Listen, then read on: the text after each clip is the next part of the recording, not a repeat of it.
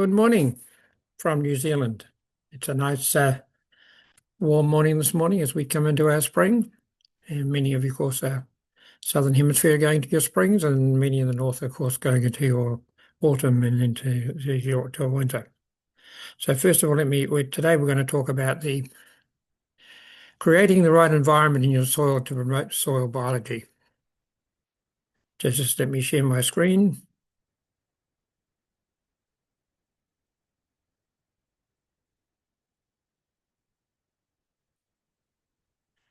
There we are.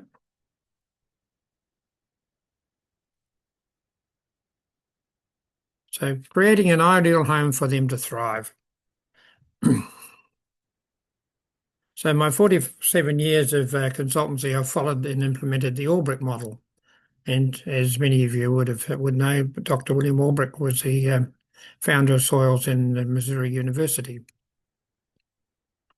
And we also use the Perry Agricultural Laboratory in Bowling Green, Missouri.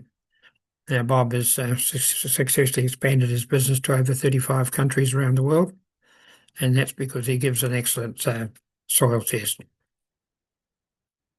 Just a little bit of advertising. I've produced a manual, Understanding Your Soils, and that's available on my website.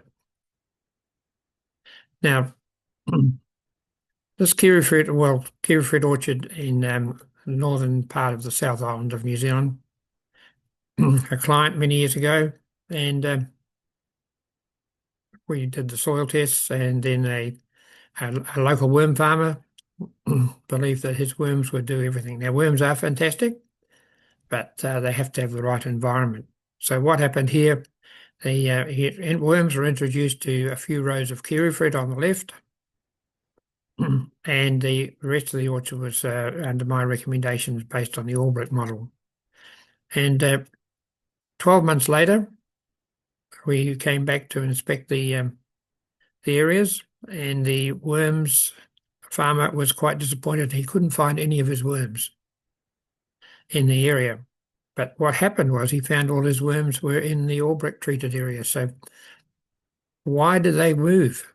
All the worms had gone from his planting areas into the Albrecht treated area, and that was because soil conditions were much more conducive to what they required in their environment. And it was just an interesting exercise that if you create the right environment, then the organisms will automatically find that as a good home. So soil biology being the engine that transforms locked up nutrients into plant available ions and chelates. So it's important to ensure that we create the right environment for them to flourish. Soil structure. It's just like humans, soil organisms require the right environment to flourish. If soils are too hard, then roots will not penetrate properly, reducing the plant's ability to exploit the soil for necessary nutrients and water. If the soils are too loose, then moisture holding capacity is reduced. And without the proper spore space, many organisms that don't have a desirable habitat, which suppresses their function within the soil. And this may lead to reduced nutrient cycling. And we can see here, this plant on the right was planted with a V planter. The V planter created a pan, and you can see the root structure there has not penetrated any deeper than going against the pan. On the left here, we have canola plants, a deep rooting plant, but once again, they've come to a stop as the soil compaction has got too hard for them. So in that sort of environment, you're not going to get much or many organisms flourishing. And we see here that the roots of trees or roots of any plant want to follow the easiest option to obtain oxygen. We understand, of course, that above ground plants are living on CO2. Below ground, they flourish with oxygen, and the root systems need oxygen. And once again, we can see here the tree roots have taken the easiest option around through the top organic matter level and haven't penetrated deep into the soil structure at all.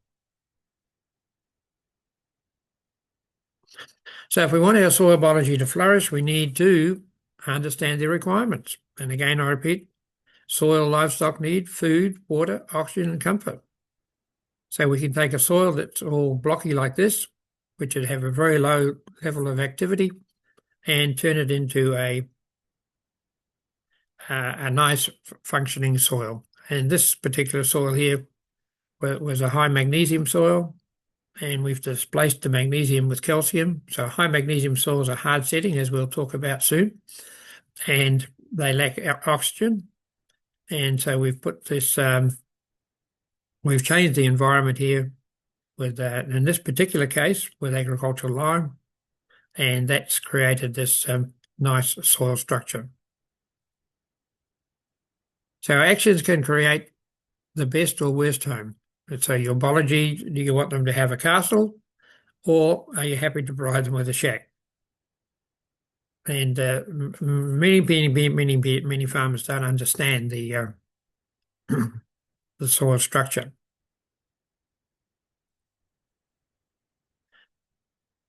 Now, pasture roots can grow into a thatch layer. We can see this deep thatch layer here, and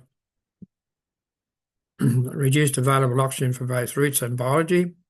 And the thatch, I've recorded the thatch layers here. This was up to 150 mils deep. And sorry. And what happened here was we used a biological starter. And of course, this was in Japan, pastureland Japan, under snow for 6 months of the year, and northern Japan. And by stimulating their biology, we actually, the biology digests most of this thatch, and it's actually done through the winter. So if we create the right environment, we can create biology activity. And here we are again. This is a nice dairy farm photo from northern Japan. It could be anywhere in the world. And you can see the layer of trash here. The roots have all cut off. They haven't penetrated into the soil. And here, after the stimulation of the biology, we've had a lot of extra activity. And of course, this thatching leaves a roof on the soil. So that reduces oxygen intake, reduces water inflow, and nutrient cycling.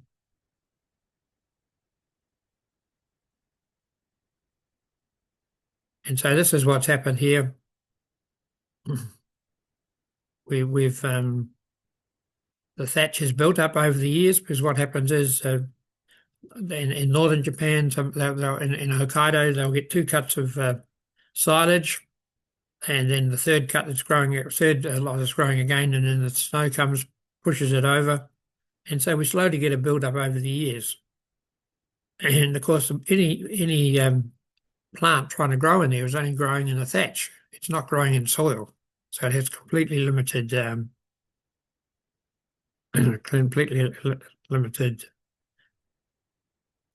chance of building up any biology. And once again, we've got the plant roots where we're growing in the thatch layer, and instead of in the soil. So availability of soil nutrients is reduced. Reduced available oxygen for both roots and biology. And as I've just repeated myself there, 150 mils of thatch built up over the years.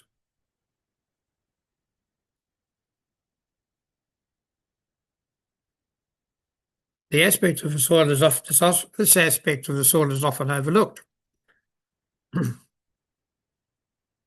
Like all living organisms in the soil, if they don't breathe properly, then they don't function as they should. Now, understanding that aerobic organisms take in oxygen and with CO2 out, so that if you have a compacted soil or soil that has thatching on the roof, then the CO2 can't escape. And so the CO2 becomes anaerobic, lacking in oxygen, and so the soil organism becomes toxic to the soil atmosphere, becomes toxic to soil organisms and the plant roots. Plant production and soil biology activity will be significantly reduced. Now, this is some symptoms of low P in your crops. This is typical in a maize crop, corn crop, whatever part of the world you're in. And this is banana-shaped corn as a result of low P. Now, the low P is usually occurs in a wet soil. Now, we know that phosphorus is basically available through microbiology activity in the soil. So if we have a wet soil, we've got low available oxygen, we've got low available and low levels of biology, and so we get low levels of plant P. Sorry.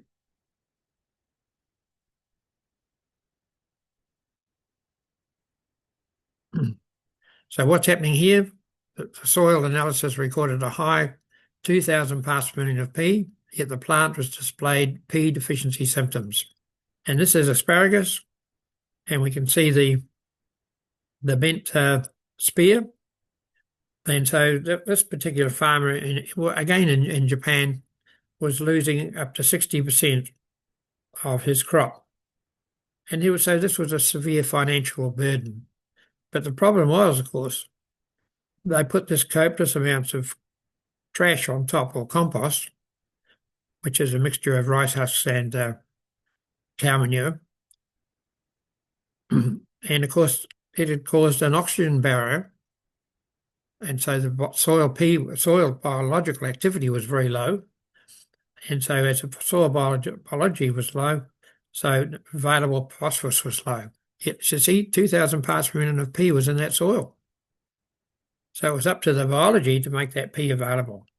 So the first thing and you can see here all the roots of this, and these are the asparagus roots coming up, and all coming out above the soil and below the compost layer.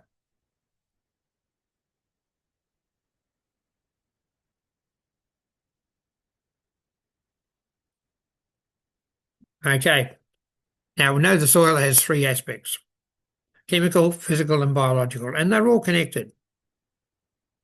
If we increase the airspace by altering the chemical balance, we get increased microbial activity, improved soil structure, and more natural N, more available P.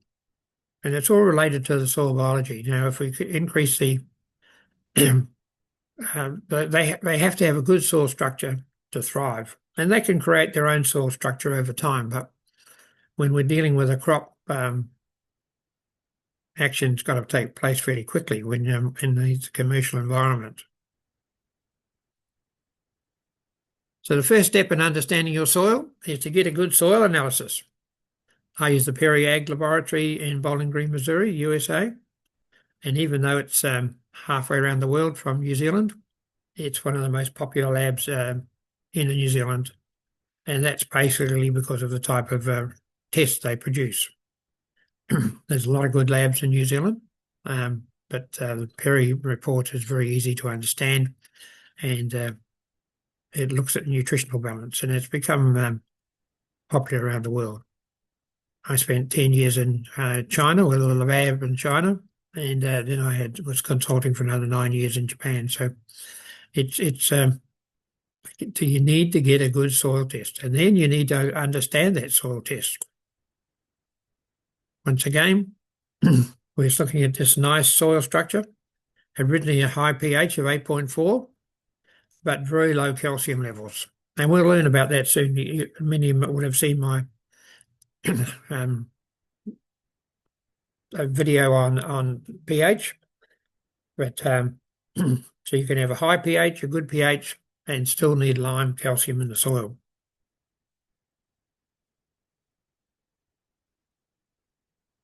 So I need to do a little revision one of my last presentations on pH.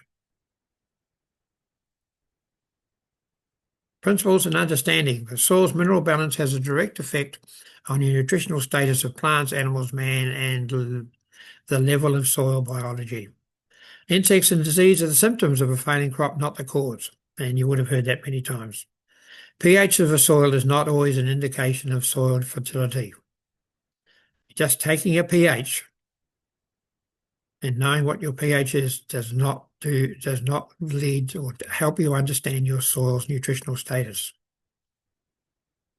pH can be an ideal level even in a very poor soil.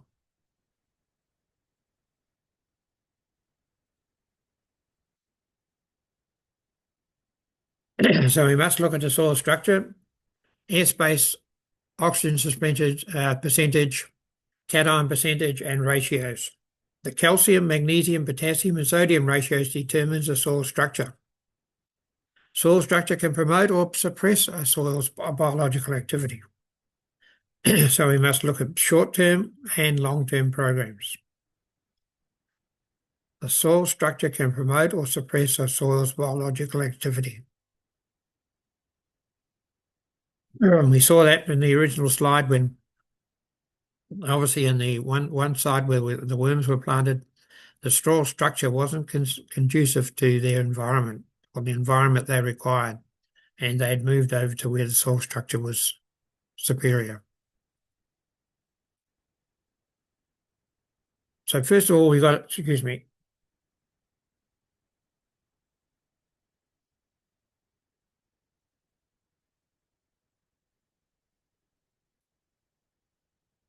to look at the calcium ratios. Now, these are the positive charged elements in the soil. Calcium, we want 60, 68%, magnesium 12, 20, and so on. Now, our negative elements are sulfur, phosphorus, nitrogen, and some trace elements, which are also involved in the positive side. So we need to know these ratios. So when we get a soil test, what's the first thing we look at? Well, the first thing I look at is, what is the pH? The pH here was 7.3, and the pH here was 5.7. So we look at the pH, but then we must look at, and this is critical, we must look at how that pH is constructed. As I said before, calcium, magnesium, potassium, sodium, and hydrogen all construct the pH. So we need to know how that pH is constructed, and we'll see. And if we don't understand that, then we can't promote biology. There are many soils around the world, of course, that well, we'll talk about some of them. They're quite strange and challenging. I'm one of these strange people. The first thing I look at is soil structure. So ideal balance of what's the importance? So what's the importance of having an ideal balance with calcium around 68%, magnesium 12, potassium 2 to 5, depending on the exchange capacity, sodium, some other bases which are trace elements, and hydrogen. And you'll have if you've got 12% hydrogen, you have a 6.2 pH. And here we have all the elements, positive charged elements, which are electrically held around your soil colloid or your particle or your organic matter particle. So this is an ideal balance. Soil structure is good, optimum microbial activity, optimum availability of all elements as they all work together. So base saturation percentages, we can have the ideal balance and have a 6.2 pH, or we can have an undesirable balance. So here we've got 30% calcium, 28% magnesium, 10% potassium, and 14% sodium. We've still got our 12% hydrogen, and we've still got a 6.2 pH. That's great. You need to understand this. So when you look at your soil test, look at these base saturation percentages. And around the world, well, in our part of the world and many labs in the US and Australia, they have on their soil tests base saturation percentages. So we can have here before and after. So here we had a pH of 6.7 and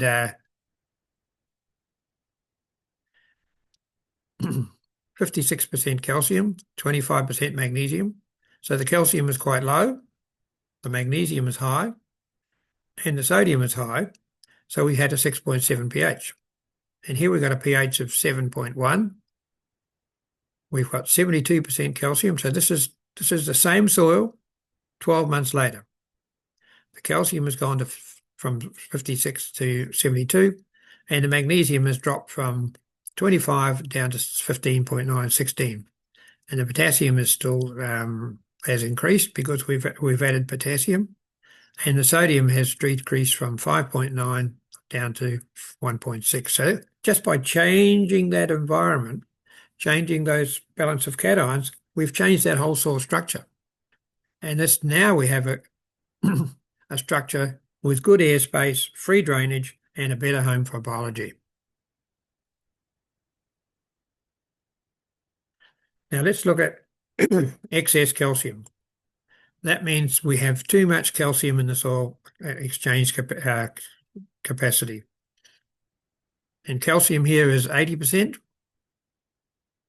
Magnesium has dropped down to 8%. And in many soils where we lime those soils and neglect to look at magnesium, we're going to create a magnesium deficiency. So as calcium goes up, magnesium goes down. And sodium goes down too because you've created a better soil structure. So here we've got 80% calcium, and we're down to 8%. Sorry, we have an 8 pH.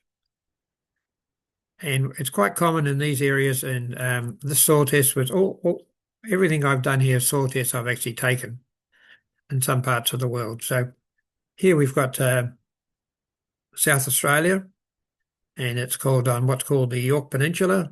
And down the bottom end, you'll get these high calcium levels, and the pH are there, but we have a magnesium deficiency.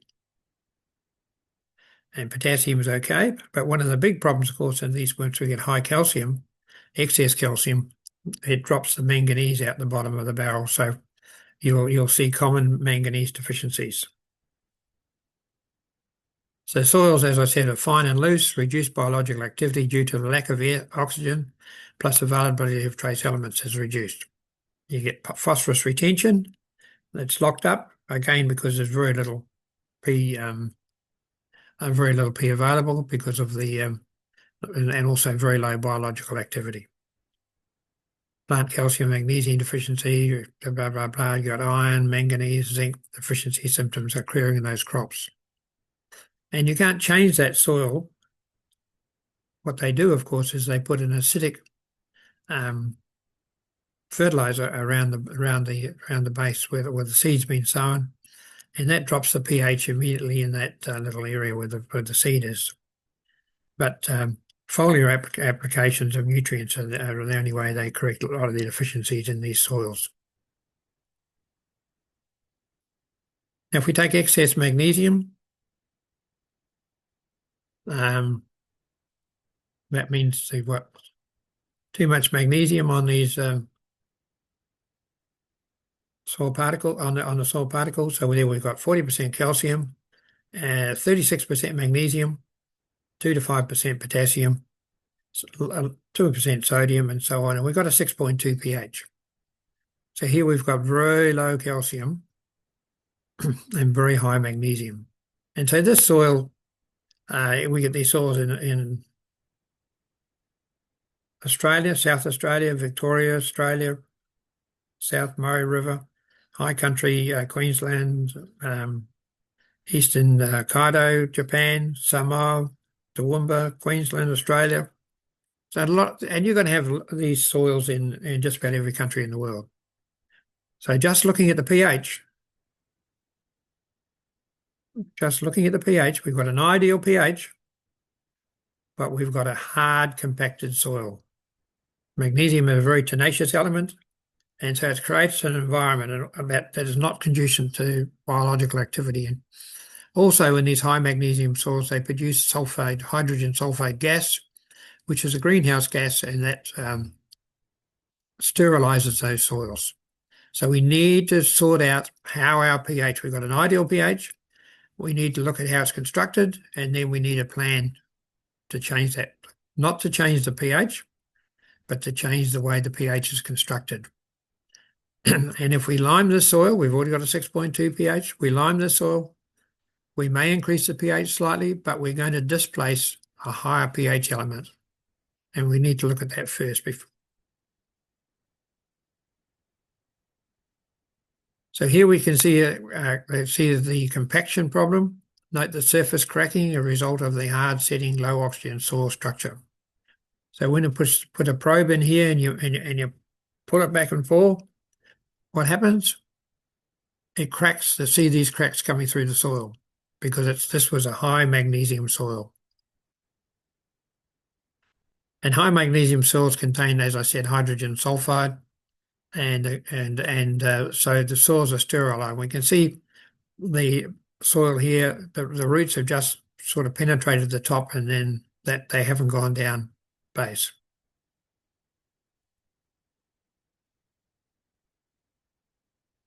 And this is another thing we've got cut asparagus spears here.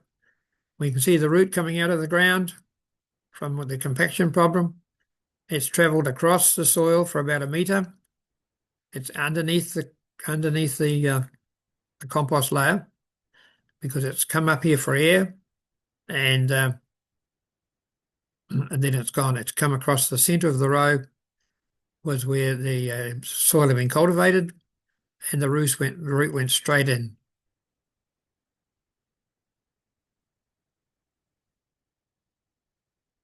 Sorry about that. The root went straight in that area. So around this area here, with the crown of the asparagus, all the roots were coming out of the surface. Then we have excess potassium. Now, there's many soils with excess potassium where you get surface crusting, reduced oxygen, soil oxygen, suppressed biological activity, suppresses plant boron, reduces pollination and seed set, and suppressed plant magnesium, lodging and brittle plants, increased wind damage to crops. And we can see here this crop of asparagus is all falling over, and that's primarily because of the high potassium soils. Now, in many cases, high potassium is a natural occurrence. We've got high potassium soils in New Zealand and mostly the hill country, or the steep hill country. And in Australia, New South Wales is high potassium soils. And one of their problems there that is manganese suppression, especially in South Australia, where we've got these high calcium soils, we get manganese suppression as well. So plants show vigorous growth with high potassium. Cereal crops often produce excess straw in relation to seed. Pastures are unpalatable for stock, having a craving for extra salt. Higher instances of metabolic problems, especially when giving birth, like milk fever in cows, and pasture grazing, that is, because if you're in a barn, you're going to be controlling the feed environment to a better degree. And so, as I said, home gardens are one of the worst we've tested for high potassium. And that's because of, and this is not a criticism of compost, but putting the same compost on year after year after year, you do get a build-up of potassium because generally composts are very high in potassium. And that's basically because the plants have a lot higher potassium requirement than stock. And and so when you put your compost out, you're putting a lot of potassium on the soil, and 1 or 2 applications is okay, but 3, 4, 5, and maybe 100 years of compost, and we found that was a big problem in northern Japan with the crops there. And the horticultural crops, one of the biggest problems was excess potassium from the continuous use of compost. And it's quite easy to combat, and you can still keep using your compost, but just be aware of what the continuous use is doing to the soil. So you need to be soil testing, and taking a good soil test can show you if it shows you how the pH is constructed, then you'll find out your problems. So this was in Japan. As you can read Japanese at the top, this is the same in English. The weak stalks, excess soil potassium from fertilizer and compost can suppress plant manganese and magnesium and manganese. And this is just purely a manganese deficiency. So any product that's applied to your soil must meet the soil's requirements. You don't want to be applying something that's going to cause extra and overload. And a result of oversupply of unknowingly of compost in this case, suppressing excess potassium, supplying excess potassium and suppressing magnesium, manganese. And so the crop was falling over. Now, the local farmers, of course, usually had wires beside the crop. And when I mentioned to a local consultant that these, and he was a great consultant, but I mentioned to him about that excess potassium, he said the only reason they were falling over was because they had no wires to hold them up. But 12 months later, we drove past the same property and all these asparagus ferns were standing up. And I said, "What have you done?" And he said, "We sprayed it with manganese." And so everything stood up. So just understanding the implications. Excess sodium. Here we've got low calcium. We've got very, very high sodium base saturation. So it means 36% of these soil particles, these particles are have sodium attached, and an 8.4 pH. So very low calcium, low magnesium, and an 8.4 pH. Soil will be wet in the winter, hard lumping in the summer, poor water movement, poor plant growth, no root development. Plants show salt scald as they luxury feed on sodium. And they will luxury feed on sodium instead of potassium. So plants burn in the hot weather and certainly not suitable for supporting biology. And we have a salt scald on a dairy farm in South Australia. There's one of my business associates, Phil, and 18 months following an analysis and lime applications, the area was cut for hay. And there was no cultivation. I was cultivated, to a 50 mil depth to get the lime into the surface. But these seeds just all appeared. The soil changed completely from being a sterile soil for biology into a highly activity biological environment. Now, construction of pH and soil fertility, ideal pH being 6 to 6.5. Dr. Albrecht stated that if you don't understand anything else, just understand how your pH is constructed. And that's what we're going to talk about now. Also, with an ideally constructed 6.2 pH, we have actinomycetes present, a natural soil antibiotic. As the balance of minerals change, so does the soil pH, and the home for biology more or less desirable. So pH, what does it mean? Phase of hydrogen, percentage of hydrogen, parts of hydrogen, power of hydrogen. There's many, many things you can read. pH is only a measurement of the soil's acidity. It's not a measurement of it's a measurement of the negative hydroxyl ions. It's a measurement of hydrogen in the soil. That's all it's doing. It's not telling you, it's not a measurement of the soil's calcium lime status. And just talking pH, taking a pH reading provides little info apart from showing you what the pH is.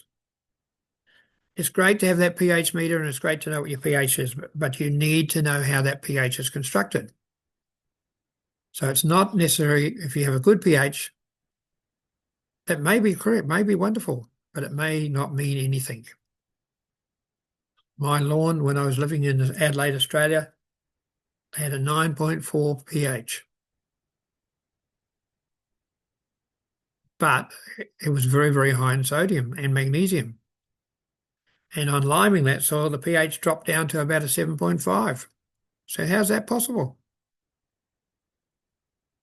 So when you ask a friend, what's the pH, and they say,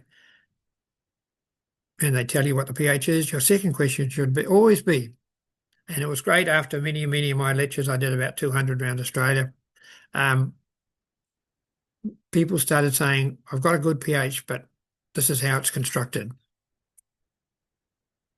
And so it's important to understand how the pH in your soil is constructed. Knowing the way your soil pH is constructed is just as important as the pH itself. So pH is only a measurement of the hydrogen ions in solution. A good pH does not always mean you have a fertile soil or a good biological soil. pH is a result of the balance of the various elements. Calcium, magnesium, potassium, and sodium. They all construct the pH. So any one of them, of these elements, can construct your pH. So you can have a pH based entirely on calcium, one on magnesium, or a very high potassium, or a very high sodium soil like a salt scald. A good pH must be constructed with the right balance of calcium, magnesium, potassium, and sodium. So if we take calcium as 1, magnesium is 1.66 times more effective than calcium in raising the pH. Potassium is 2 times. So high potassium will give you a high pH in the absence of calcium or lime. And when we're talking lime here, we're talking, I should mention this, we're talking calcium carbonate.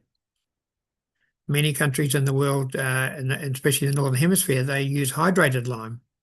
Maybe because the calcium carbonate is not available, but hydrated lime is calcium hydroxide. And that has a totally different effect on soils. And that calcium hydroxide, if you use it too much, will actually suppress soil biology. But calcium carbonate, at the right application rates, will enhance and promote soil biology. So sodium is 4 times calcium in raising the pH. And that's quite significant. Many high magnesium soils, because they're impervious, they also accumulate sodium. So you can have some very high pHs in those high magnesium soils. And high magnesium soils do have an advantage because in South Australia, the brick industry is made with high magnesium clay, and they make very good hard bricks. And in New Zealand here, we import a lot of bricks from South Australia. The most effective element to raise the pH is sodium, but not always the most desirable because you're just going to sterilize the soil and destroy all your biology. So just have a look at these. See, we've got pHs of 6, 6, 6, and nearly 6, 5.8, and a high one here, 7.8. And the calcium at 63% base saturation, 45, 23, and only 7 here in this 5.8. So if we go down here and we look at sodium, of course, in the 5.8 pH, we've got 51% sodium. So the sodium is actually promoting that pH. And here we've got 32% sodium and only 23% calcium, but we've still got a good pH. So those pH, you need to see how this is constructed. And here's a project we did for the Western Australian Land Care Group. I haven't told you, I lived in Adelaide, Australia for many years. We had a soil testing laboratory there. And we did projects around Australia. And we can see here the pHs are basically 8s, 8s, 8s.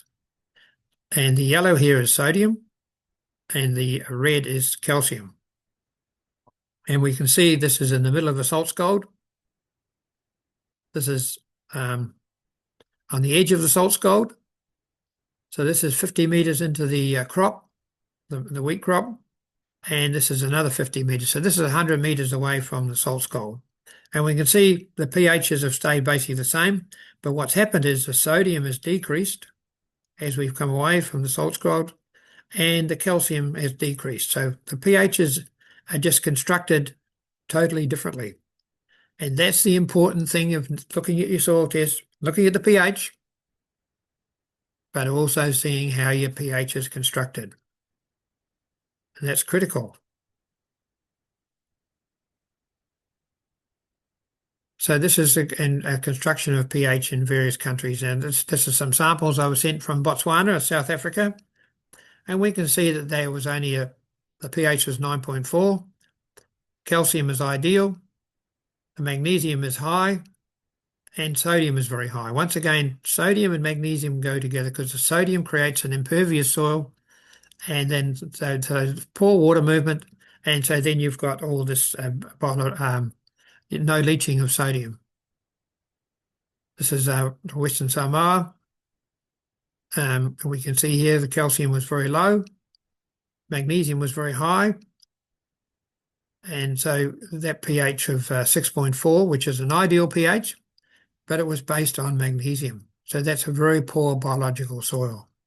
And the only lime available or calcium available on in Samoa, of course, was lime sand. So here's one out of China, 38% calcium, 26% magnesium, and 5.7 Western Australian potting mix, the dreaded potting mix. I've got another slide on that.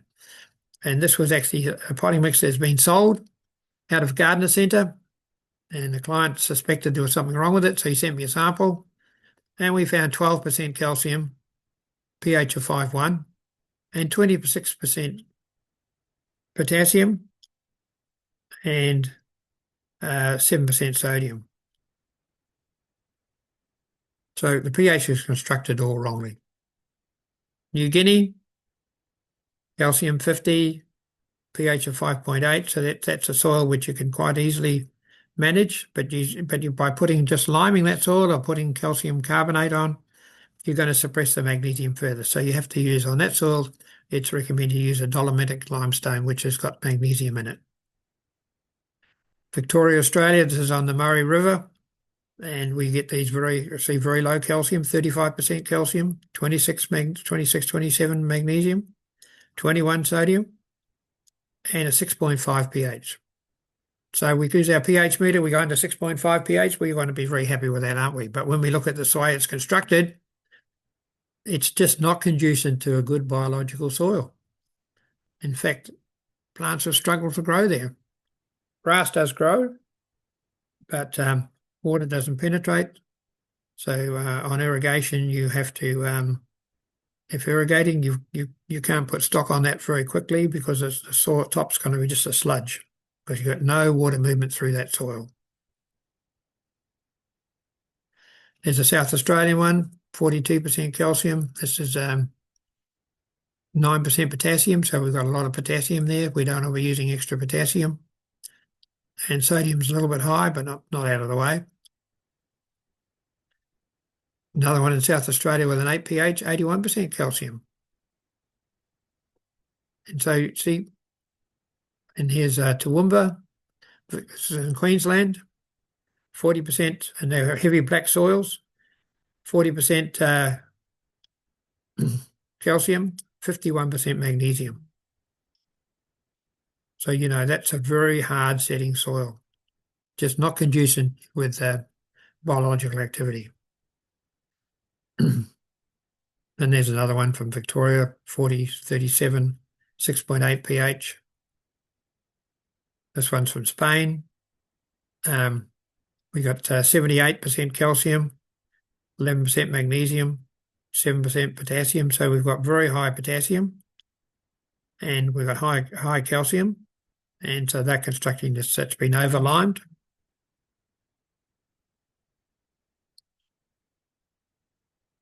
And here's one in Japan, 90% calcium. And this is from the eastern seaboard of Hokkaido.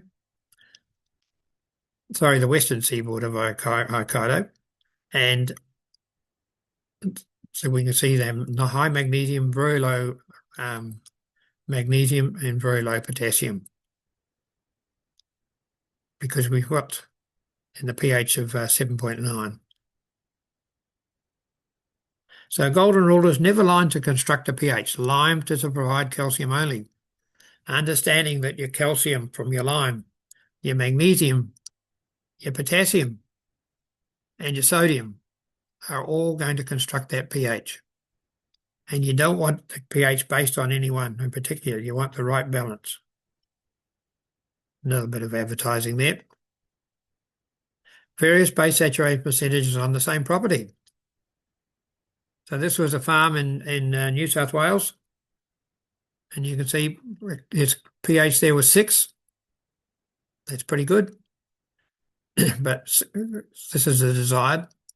38% magnesium calcium, So very hard setting soil. Another part of the farm, pH 6, 54% calcium, 21% magnesium. Another part of the farm, 5.5, 20 calcium, 38 magnesium. Another part, 50, 10. And here we've got a 7.9 pH, 60% calcium, 27% magnesium, and 5% potassium. So just looking at you just saying what I've tested the soil and it's got a nice pH. Your pH has to be constructed the right way to be conducive to soil organisms. And this is what I put in there as a dreading potting mix, and I've already talked about that. Sorry, but this was a potting mix being sold out of Western Australia, 5.1 pH, only 12% calcium, 26% potassium. So that I'm assuming that this was a composted soil, because that's what can happen if you have composted soils. The potassium can go really high if you're using, especially if you're using a lot of green material. A little bit is great, but there was Albrecht said sometimes it pays to swap your compost with your neighbours, but not. I guess we don't do that. But and we can see sodium here at 7% as well. So that compost would not support plant life. It wouldn't support biological activity, and it wouldn't support plant life. Well, they may grow, they may tolerate, but they certainly wouldn't produce very much. Now, this is just showing you how, if you construct the pH right and you get it right, you can increase your organic matter. And so this organic matter level, and these are actual tests done in Western Australia. As this is following 3 years, not quite double, 2.9% organic matter increased to 5% organic matter. Now, that was without any addition of compost. But of course, even a cropping environment, once you've harvested your crop, you have tons and tons and tons of dead plant material, trash, I call it, and tons of root material below the soil. This is per hectare. And so if you promote the biology in the soil to break down all that trash, then you're going to get natural increases in organic matter without the application of extra compost. And of course, to get it broken down quickly, and this is a dangerous thing for me to say, but it needs to be tilled into the surface where the biology is. Because it's the straw, the plant material that's left on the surface oxidizes as CO2 and evaporates to the atmosphere. But you do have the mineral content left. I haven't got any slides here to show it, but there's a trials in Australia showed there was no increase in soil organic matter from compost being applied to the surface. Now, there is trials around the world that show a slight increase of 1% over a number of years, but if you can get the biology working on that compost, then you're certainly going to have a much quicker increase in organic matter. And it's a matter of stimulating the biology with the trash. There's a product in New Zealand manufactured here to spray on the trash that's left after you've harvested, and that quickly stimulates the biology to break it down. Compost. You have to be aware of the NPK ratings in your compost. Now, we're not talking about adding NPK, the bad fertilizers, to your compost. We're talking about the natural percentage of elements that are in your compost. Now, if we look here, these are actual composts that were produced in South and Victoria, Australia, and in dealing with organic farmers, we chose the compost that was suitable to the requirements of their soil from their soil test. So we can see here this the level of calcium in these are 6 different composts. So we had 25%, 94 of calcium. So this is obviously then 25% sulfur, nitrogen, hasn't got the magnesium. But of course this would be chicken manure from a layer house, because that's very high in calcium. But if we take potassium, see, look here, we've got 86%,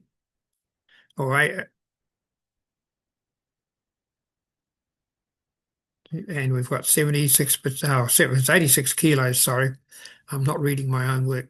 86 kilos of potassium per tonne, and 76 kilos of potassium per tonne in that number 5 and number 6. And if we go down here to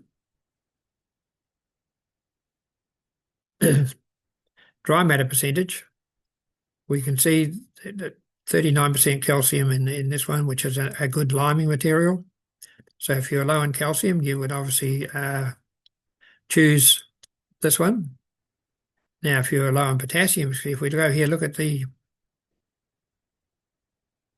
dry matter percentage, we can see pointer's not doing as it's what it should. We've got sulfur, 36%. So if you're low in sulfur, these are very good products.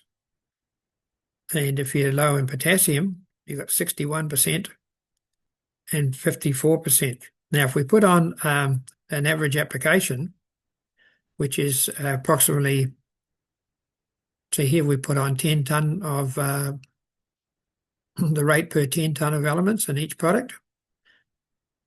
So the rates per 10 tonne of product of the rates per 10 tonne of compost.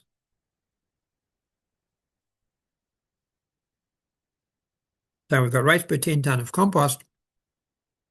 We can see when we come down here, calcium, we're getting 396 kilos of for 10 tonne of this one, which is approximately 1 tonne of good quality lime will provide about 400 kilos of calcium. So this product here at 10 tonne is going to do liming. It's going to lime your soils. If we look down here, the phosphorus, you're getting up to, this one here is going to give you 100 kilos of phosphorus, which is equivalent to, that's going to be 500 kilos of rock phosphate. Well, it's going to be more than that. It's going to be 600, 700 kilos of rock phosphate. And the potassium, we can see potassium here. This one here, the number 1 was giving you 126 kilos of potassium, and that's equivalent to 300 kilos of potassium sulfate, an organic product.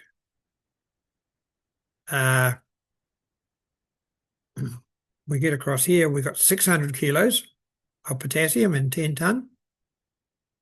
So 600 kilos is going to be 1.2 tonne of sulfate of well, it's going to be more like 1, 3, 18 tonne, 12 tonne, sorry, of potassium sulfate.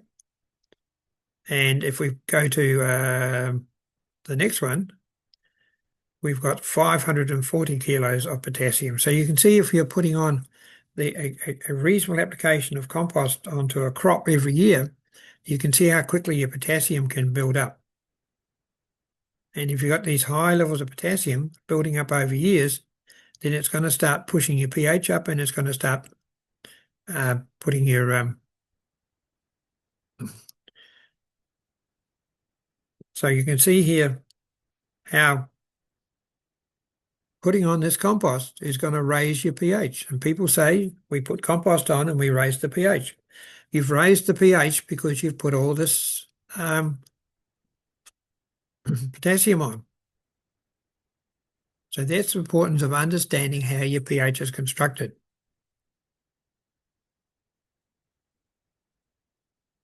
So excess compost, low N and P availability. So we can see here, and I've showed this before, this is the layer of compost being applied. And here we have all the roots, because the compost level is so deep, we only ever recommend you put on 25 mils or 50 mils of compost, enough, but you don't put on 150 mils. So the carbon to nitrogen ratio, what happens is as we add compost, we widen the ratio to 100 to 1. As decomposition of soil by soil elements takes place, they use the majority of available N as available N, sorry. As decomposition takes place, the C to N ratio falls to approximately 25, 30 to 1, then biology supplies nutrients to the crop. So while you've got all this compost pine to be decomposed, waiting for decomposition, or the poor old biology is struggling. And it could take them 1-2 years to decompose all that. So we need to promote the right soil structure. We need to promote biology, that this decomposition will happen much quicker. So here we can see the problem, 5 point, where's the pH? No, it was about a 5.8 pH and 41% calcium and 14% sodium. So the sodium is, remember, 4 times calcium in giving pH. So that's what's happened there. So here we can undecomposed trash, which will inhibit early crop development. And we can see the fresh root growth coming in and competing with all this old trash which is in the soil. So we need to create an environment and promote biology that we can get rid of this trash before our crop starts. And this is again an actual case, and we've seen these before, the asparagus coming up like a banana shape. The crop was 41 and 14, 41% calcium, 15% sodium. It was 12 months later, it was limed, and 12 months later, the same soil tested at 75% calcium, 10% magnesium, which the magnesium had dropped from, we'd applied magnesium, we actually increased the magnesium, and but the sodium had disappeared from 15% down to 0.6%, which is a little bit low, but it's okay. And we can see this total blocky structure here. Now, the day I looked at this soil, it had been raining the previous day and the soil was still dry. There was no penetration of water into this soil. But 12 months later, we've got a completely different soil structure. And we can see the asparagus now is coming up straight.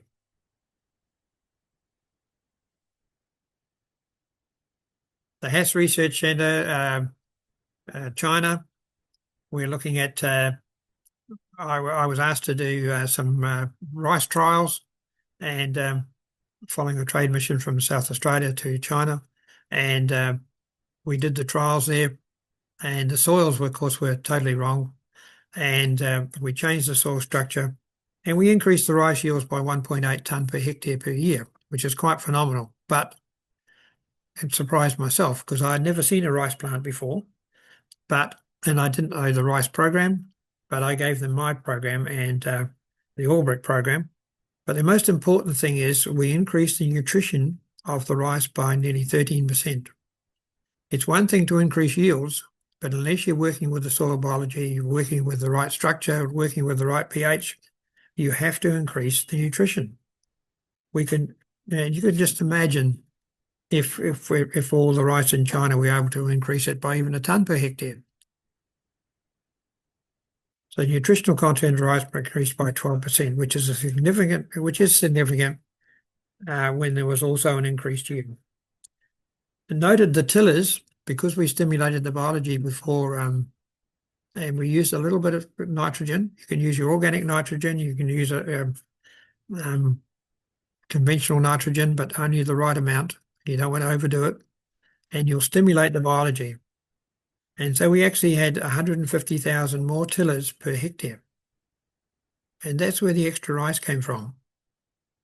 By creating the right environment before planting, we stimulated the growth or the production of tillers on those crops.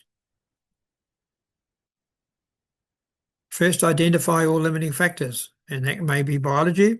And 9 times out of 10, it is biology, 99 times out of 100. And you'll reap the rewards. And there's this gentleman, Mr. Li Hua, local farmer. Another one here with his peanuts, and just showing you how by changing the environment, changing the nutritional status of the soil, we actually increase the peanut yields. And we can see here, there was the local farmer's method, and here it was the same. This was one plant of peanuts, and we've increased it 300%. So very happy farmers. Once you start dealing with them, there was a bit of a language barrier, of course, because this has all taken place in China. But my Chinese wasn't that bad.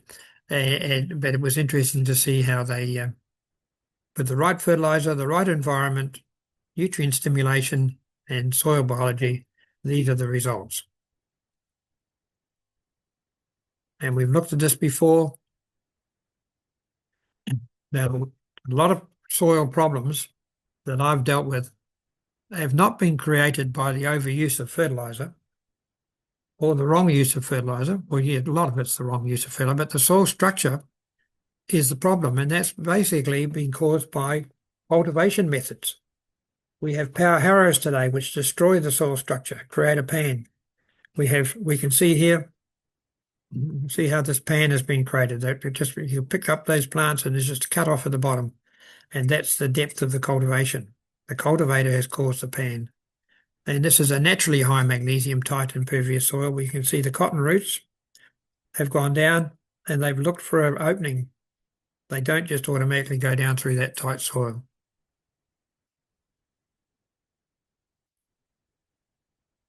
So the V planter to optimize moisture. The soil was wet when planted.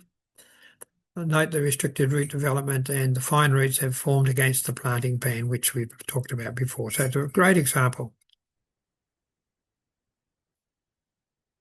The soil degradation, the challenge. Is a soil's poor condition natural or created through bad management? Now, many soils are naturally have a planting pan. They naturally have poor soil structure, and as I keep repeating, basically due to the wrong structure of their pH. So we need to evaluate. We can often do this by analysis, and correction becomes your challenge. And that's the challenge. We can take a soil test and give it to 10 different people, and you'll get 10 different replies. But I was quite wherever I went around the world, I just used the Albrecht model, and the Albrecht model was enough to give me results. It's easy to correct a deficiency, but harder to take away excesses. And there's many soils around the world that have excesses, and it's very hard to deal with them. So here we have and we've talked about this before. We don't need that again, but here we can see where the natural thatch from years of the overthrow of grass and snow, and the decomposition of that thatch with the application of a product called Thatch Buster. And that's it. Thank you very much.